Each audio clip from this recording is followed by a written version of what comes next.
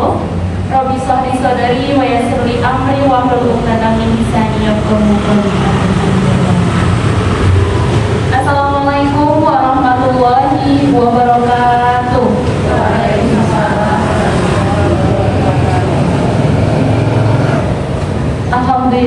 Alhamdulillah, ungkapan yang luar biasa hari ini. Hamba-hamba yang salihah dikumpulkan di masjid ini. Mudah-mudahan Allah berikan kesehatan, diberikan panjang umur yang barokah, dijadikan keluarga yang sakinah mawaddah dan warahmah, diberikan keturunan putra putri yang solih dan solihah, dan semoga bahagia dunia dan akhirat. Amin amin ya rabbal alamin. Tak lupa sholawat bertanya salam semoga kita sampaikan kepada kekasih kita Rasulullah SAW, di mana beliau mencontohkan kesabaran yang sangat luar biasa ketika beliau dilempari batu oleh orang-orang Quraisy dan sendal jepit beliau terputus, maka beliau hanya menyebut Allah ya Allah, sendal jepitku terputus. Maka Abu Bakar berkata, ya Rasulullah, betapa manjanya engkau sampai-sampai sendal putus pun ngadunya sama Allah. Maka beliau bersabda, mintalah apa saja kepada Allah, walaupun hanya sendal jepitmu terputus. Sendal jepit di sini ungkapan yang sangat kecil, remeh.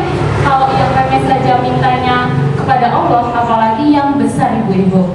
Maka untuk tema pada hari ini terkait dengan sabar tidak ada ujungnya. Mudah-mudahan tema hari ini untuk diri saya sendiri dan kita semua sebagai perempuan, kita harus benar-benar menjaga dan harus selalu berbaik kepada semua orang, karena perempuan itu ekspresif, ibu-ibu. Kalau pas lagi marah, kadang kalimat yang tidak pantas diucapkan tuh keluar gitu. Tapi kalau pas lagi sabar, masya Allah, sabarnya sangat luar biasa. Di situ maka Rasulullah memberikan bocoran kepada kita bahwa penghuni neraka paling banyak siapa, ibu-ibu? Paling banyak perempuan atau laki-laki? Benar banget, perempuan. Paling banyak perempuan, padahal sebenarnya perempuan yang rajin mengaji, perempuan rajin bersedekah, tetapi perempuan juga kurang bersyukur terkait kondisi rumah tangganya, tidak bersyukur terkait kondisi suaminya, tidak pandai menjaga lisannya. Mudah-mudahan perempuan yang hadir di majelis ilmu ini termasuk perempuan yang pandai bersyukur dan tentunya pandai menjaga lisannya. Amin ya rabbal alamin. Sebelumnya, ibu-ibu yang dirahmati Allah, senang sekali rasanya bisa berkumpul bertatap muka dengan ibu-ibu semua. Izinkan saya di hadapan panjenengan semuanya, bukan berarti saya ini lebih pintar atau bermaksud menggurui. Jadi ibu-ibu sama sekali boten, justru mari kita anggap pertemuan ini sebagai forum untuk silaturahmi, bertukar ilmu, sama-sama belajar, dan tentunya nanti saat pulang membawa ilmu yang bermanfaat. Sebelum masuk ke pembahasan, tak kenal maka ta'aruf. Jadi sebelumnya perkenalkan, nama saya Nia Ida Dewi dari mahasiswi Universitas Muhammadiyah Yogyakarta, program studi komunikasi penyiaran Islam. Asli saya dari Gunung Kidul, ibu, jadinya asli Jogja. Senang sekali bisa bertemu dengan ibu pengajian Masjid Lailatul Qadar yang semangatnya masya Allah luar biasa, bisa hadir di tempat ini. Baik, berbicara dengan sabar ya ibu-ibu. Allah sebut berulang-ulang, berikanlah kabar gembira bagi orang-orang yang sabar. Mengapa? Karena Allah berfirman dalam Quran Surah Al-Baqarah ayat 155, A'udzubillahi minasyaitonirrajim, walanabluwannakum bisyai'im minal khauf. Ada kalimat bisyai'im minal khauf yang artinya dan sungguh akan kami berikan cobaan kepadamu dengan sedikit ketakutan. Ada kalimat bisyai'in tadi disebutkan ketakutan, sedikit ketakutan. Bayangkan hanya satu ketakutan saja kita udah merasa resah, sedih. Nah di sini satu ketakutan yang diturunkan tuh ada 5 macam itu.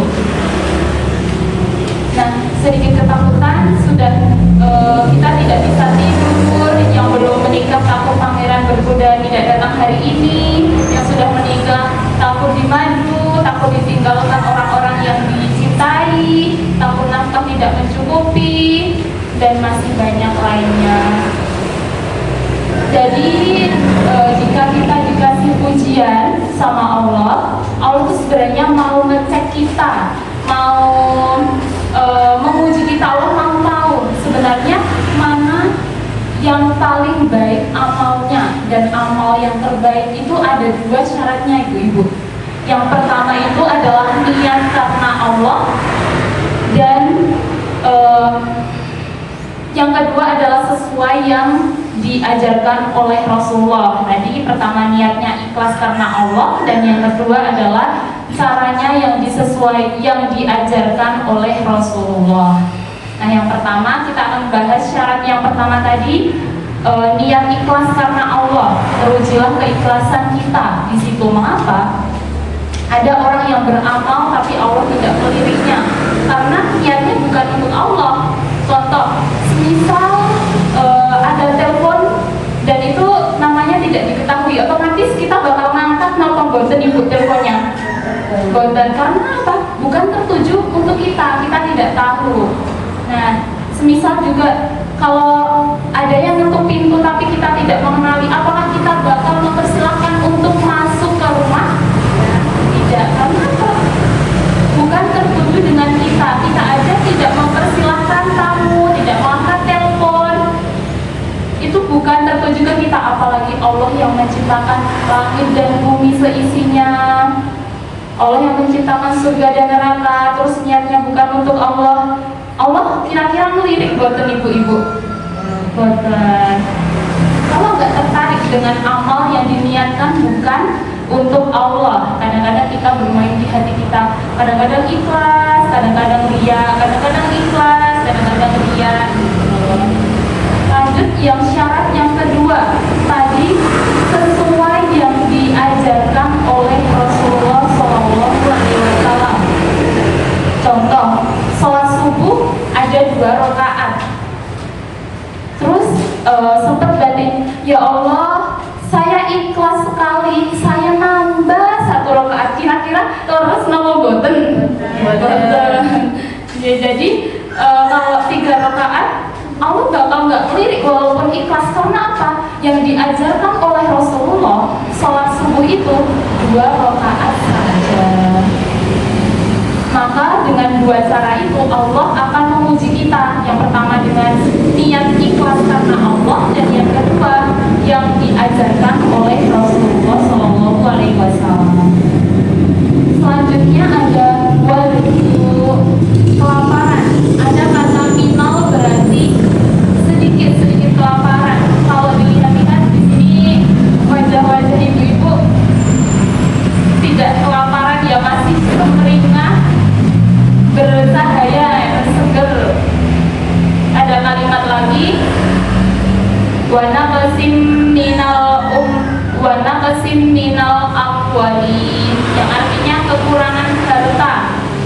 Nah, di sini kekurangan harta ada yang punya cicilan, ada yang belum bayar seragam. Itu termasuk ujian di nomor 3.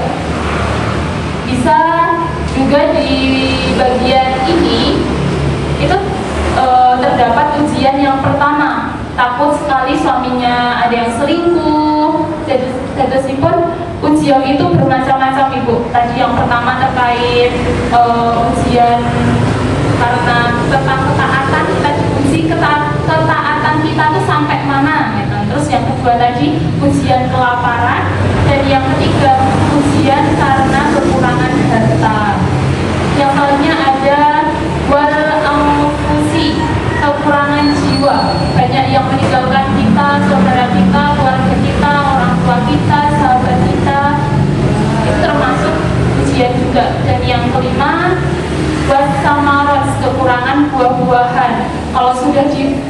Jadi dari kelima hal tersebut Allah tahu kita pasti merasa gelisah. Allah tahu kita pasti merasa galau. Maka kata Allah apa? Wa basyiris sabirin, dan berikanlah kabar gembira kepada orang yang sabar. Di dalam bahasa Arab cuma 3 huruf, shod, ba, ro, tapi masya Allah pahalanya luar biasa. Padahal orang yang sabar tidak ada ujungnya, terus menerus. Maka saat kita dikasih ujian sama Allah, Allah kasih solusi kepada kita. Apa kata Allah dalam Quran surah Al-Baqarah ayat 45? Wasta'inu bis-sabri was-shalah, dan mohonlah pertolongan kepada Allah dengan sabar dan sholat. Artinya apa? Sabar itu adalah salah satu cara menghadapi ujian-ujian Allah. Sholat pun demikian. Dari Quran surah Al-Muzammil, ya ayyuhal muzammil qumil laila illa qalila nisfahu aw yanqus minhu qalila. Nisfah itu setengahnya. Siapa yang dipanggil sama Allah? Ayyuhal muzammil. Yang pertama yang dipanggil itu Nabi Muhammad SAW. Karena apa? Ketika Nabi pertama kali bisa melihat malaikat Jibril, apa kata beliau? Zamiluni, zamiluni. Dia berkata demikian dengan Khadijah istrinya. Katanya apa? Selimuti aku, selimuti aku. Ya Khadijah, zamiluni, zamiluni. Maka dipanggillah duhai orang yang berselimut. Rasulullah manja sekali sama Khadijah. Setiap melihat Khadijah, setengah masalahnya langsung hilang. Nah, suami ibu-ibu ketemu ibu-ibu, kira-kira masalahnya berkurang atau malah bertambah? Tapi gayanya seperti wah mau menyelesaikan masalah gitu. Nah, gayanya gitu. Padahal dari sisi sang istri pengennya ketika suami kena masalah pengen membantu untuk menyelesaikan masalah tersebut. Tapi kita udah tapi ibu-ibu udah keren, udah bisa berinisiatif untuk membantu menyelesaikan masalah suaminya, sudah berinisiatif menenteramkan suaminya. Di akhir zaman banyak sekali istri yang menenteramkan hati suami banyak orang, tapi tidak bisa menenteramkan hati suaminya sendiri. Itu kan tidak sesuai yang ibu-ibu kendaki deh, Maka ibu-ibu sholihah kalau suaminya ketika berangkat ke kantor, berangkat kerja, berangkat kemanapun, dampingilah dulu, lambaikanlah tangan. Hati-hati ayah, kayak pamitan agar yang terakhir dilihat itu tangan ibu-ibu sedayanipun. Pun ayah berangkat, buat jawabannya yo, biasanya dari dapur cuman yo. Terus kalau assalamualaikum, waalaikumsalam, cuman suara mawon. Coba misal cuci tangan dulu ketika masak, terus suaminya pun Bun, ayah mau berangkat kerja, cuci tangan dulu. Oh ya ayah, hati-hati jalan. Kan enak dengernya gitu deh. Misal dari jauh-jauh, assalamualaikum, waalaikumsalam. Kan rancu dia bukan. Artinya juga semoga kamu selamat, kamu juga selamat. Kan rancu dari kata arti dan bahasa Arabnya itu sampun benten. Nah, yang kedua, jangan pernah ibu membiarkan suaminya pergi dalam keadaan marah. Karena apa? Di luar sana banyak yang menenteramkan. Nah, ini kalau kita perhatikan, ujian pertama itu ketakutan. Ketakutan itu perlu kita tutup agar yang ada adalah ketenangan. Karena Allah memberikan contoh rumah tangga Rasulullah, maka ia dipanggil ya ayyuhal muzammil. Manjanya Rasulullah kepada Khadijah, minta diselimuti. Kedua, siapa yang disebut muzammil? Kita. Karena kita kalau tidur pakai selimut, dipanggil kita sama Allah, wahai orang-orang yang berselimut. Terus yang ketiga, ada orang yang berselimut masalah. Ini kan alhamdulillah di sini rata-rata kayaknya masalahnya nggak terlalu berat gitu deh ibu-ibu. Nah, semisal banyak yang punya masalah, ada rencang-rencang sedayanipun buat ikut pengajian karena apa? Biar mendapatkan ketenangan. Alhamdulillah di sini kita di majelis taklim, majelis ilmu, nggak mungkin bakal aura bawahnya kelihatan masalahnya berat banget, nggak mungkin. Karena apa? Kita di sini belajar, pasti adanya ketenangan di dalam hati kita. Yang selanjutnya, kalau kita masih dekat sama Allah, telat sholat kita rasanya bakal gelisah. Kalau kita ngerumpi nggak terasa, ngerumpinya sampai 3 jam terasa gelisah. Itulah sebenarnya teguran yang Allah berikan kepada kita. Itulah wujud bahwa Allah itu sayang kepada umatnya, peduli sama kita. Dosa kita itu sebenarnya ditutup, ibu, ditutup sama Allah. Pagi, siang, sore, malam kita bikin dosa, tapi Allah apa? Menutup aib kita. Tidak ada aroma bau dari dosa-dosa kita. Seandainya ada bau karena dosa-dosa, mungkinkah ada orang yang mau dekat dengan kita? Mungkin apa boten? Kira-kira boten deh. Nggak ada yang mau dekat sama kita.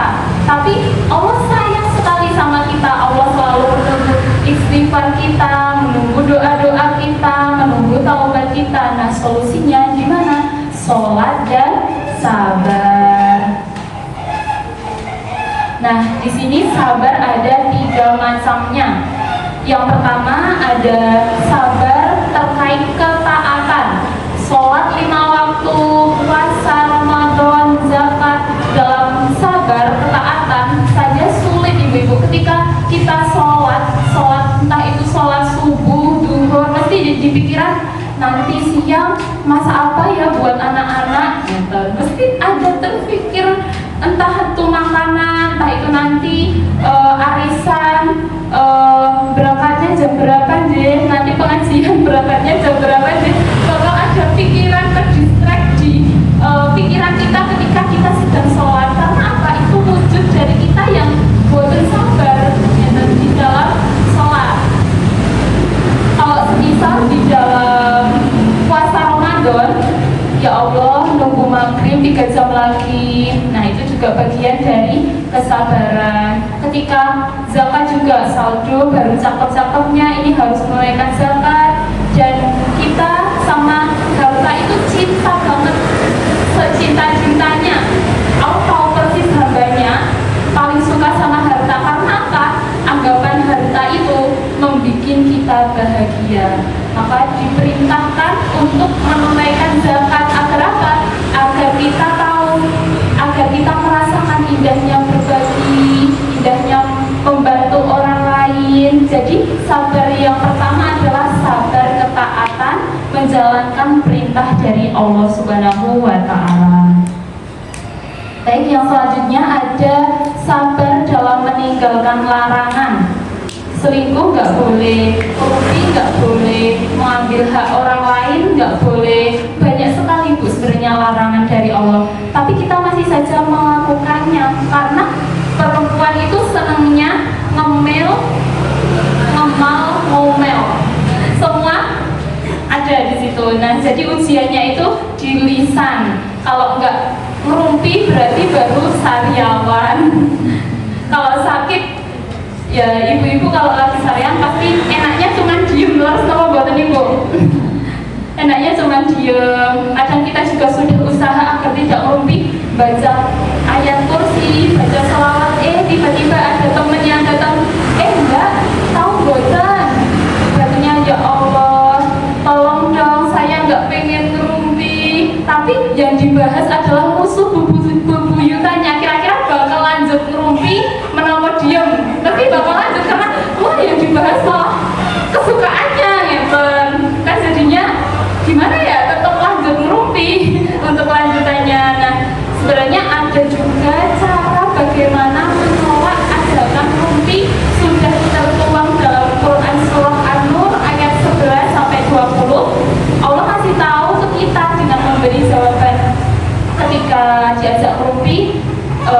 jawab, oh saya tidak tahu. Sebenarnya itu yang pertama. Yang kedua, kayaknya boten pantas kalau kita berbicara seperti ini. Karena apa? Nanti bakal takutnya berujung ke fitnah. Nah, sabar yang ketiga, sabar mendapat ujian dari Allah. Ya, sedikit cerita, Nabi Ayub mendapatkan ujian yang bertubi-tubi. Dari yang pertama, harta, warisan, lenyap semuanya. Tapi apa? Nabi Ayub tetap bersabar. Dengan apa? Dengan ia tidak menggerontak, dengan ia tetap menjalankan ibadahnya kepada Allah. Yang kedua juga anak dan keturunannya juga meninggal. Itu juga termasuk ujian yang dialami Nabi Ayub. Yang ketiga apa?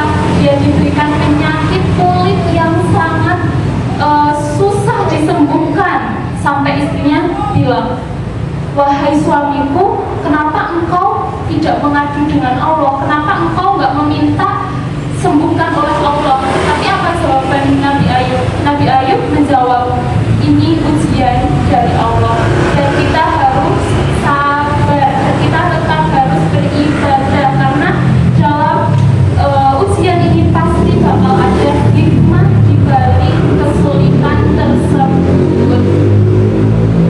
Nah, Allah sudah menentukan porsinya, ibu-ibu. Ada ujian di suami, di anaknya, ekonominya, mertuanya, tetangganya. Yang berhasil yang mana? Orang yang bisa menyembunyikan ujiannya adalah orang yang berhasil dalam menghadapi ujian dari Allah. Ada yang tanya, ibu, Masya Allah banget, bahagia banget, gak pernah diuji sama Allah ya? Jawabannya apa? Alhamdulillah, amin, ibu, amin. Itu apa? Berhasil menyembunyikan ujiannya. Karena apa? Karena orang yang baik itu adalah orang yang mampu menyembunyikan ujiannya dan memperlihatkan kenikmatannya. Apa kata Allah? Wa amma bi ni'matika rabbika fahaddits. Maka adapun kenikmatan dari Tuhanmu, maka ucapkanlah, sampaikanlah. Ibu-ibu, anak saya lulus, alhamdulillah, suami saya dipromosikan, terima kasih ya doanya. Nah, itu sebuah kenikmatan yang Allah berikan. Jadi kalau ada ujian disembunyikan gitu. Tapi kita malah kadang terbalik, ketika kita lagi capek tuh harus semua orang tuh tahu. Semisal suami ibu minta tolong buat dibikinin kopi, bu, tolong bikinin kopi dong. Terus ibunya jawab, itu di dapur, di sana di toples, samping gelas itu ada yang warna merah, yang warna hitam. Terus gulanya di sampingnya, terus airnya di tremol, sendoknya ditempatkan di sana. Udah bikin sendiri aja, aku tuh capek. Nah, kalau ibu-ibu kan rata-rata kayak saya sendiri kadang juga capek tuh malah dikeluarin gitu. Harusnya kalau capek tuh malah lebih dipendem. Harusnya apa? Kita tuh bisa menyembunyikan ujian yang kita hadapi ya, tetapi malah sebaliknya. Terus ketika ketemu sama teman-teman, ketika nge-mall, capek banget, tadi di rumah udah diberesin, anak-anak mainan jadi berantakan lagi. Nah, otomatis semua langsung tahu kalau semisal ibu bikin story kan juga pasti bakal cepat tersebar luaskan. Nah, harusnya kita kalau ketika mendapatkan ujian harus pandai-pandai menyembunyikan ujian tersebut. Karena apa? Allah akan memberikan kabar gembira bagi orang-orang yang sabar. Siapa orang yang sabar? Orang yang sabar ketika diberi ujian pertama kali mengucapkan kalimat yang innalillahi wa inna ilaihi raji'un. Semua milik Allah dan akan kembali kepada Allah. Nah, pertanyaannya nih ibu-ibu, apa yang Allah berikan kepada orang-orang yang sabar? Yang pertama Allah berikan adalah orang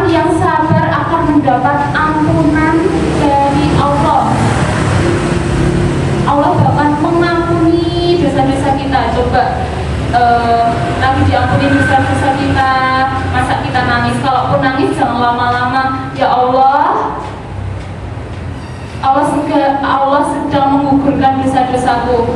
Jangankan musibah, baca saja kita capek, kita sabar. Allah akan menggugurkan dosa kita. Jadi semisal kita sakit ibu, itu sebenarnya di sisi lain Allah itu menggugurkan dosa-dosa kita. Dan apa yang harus kita lakukan? Dengan sabar. Selanjutnya dengan apa? Dengan sholat. Nah, bonus yang pertama adalah digugurkan dosanya. Karena apa? Orang yang sabar pasti akan mendapatkan ampunan oleh Allah. Tergugurlah dosa kita. Dan yang kedua adalah warohmah, dikasih cinta, dikasih kasih sayang. Masya Allah, dicintai suami, dicintai anak-anak, dicintai saudara, dicintai keluarga. Rahmat itu mantul, mantap betul. Sering-seringlah cium anak cucu. Kalau mau mengaji, misal ada, Nek, mau kemana Nek? Mau pergi kemana? Itu cucunya tanya. Terus ibu-ibu jawab, mau pergi ngaji. Lama nggak Nek? Enggak, sebentar sayang. Jadinya kan enak, kita berangkat ngaji juga tidak menyakiti hati cucu anak yang berada di rumah. Terusnya kita juga mendapatkan pahala dari mulai berangkat dari rumah menuju ke masjid. Begitupun sebaliknya, dari kita pergi ke masjid sampai ke rumah. Jangan sampai ketika pergi mengaji, mau kemana? Aku mau pergi ngaji, kan nggak pas gitu deh. Terus yang ketiga ada merekalah orang-orang yang mendapat petunjuk. Jadi sabar menghadapi ujian itu cara kita menuju hidayah. Maka Allah tahu siapa yang sabar, Allah akan mengangkat derajatnya. Jadi di Al-Quran dijelaskan mendapat kabar gembira bagi orang yang sabar. Semoga kita orang-orang yang beruntung dan tulus ketika mendapat ujian dari Allah Subhanahu wa Ta'ala. Baik, buat yang terkait apa sih yang akan kita dapatkan ketika kita sabar? Tadi yang pertama akan mendapatkan ampunan dari Allah. Yang kedua, kita mendapatkan kasih sayang, dicintai, kasih cinta, warohmah. Dan yang ketiga, merekalah orang-orang yang mendapatkan petunjuk. Mudah-mudahan kita ridho atas ujian yang Allah berikan.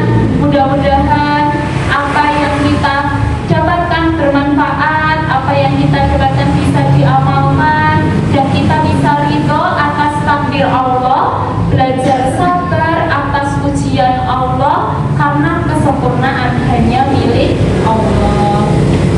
Sekian mungkin yang dapat saya sampaikan. Banyak kurangnya mohon maaf, mohon dibukakan itu maaf yang sebesar-besarnya.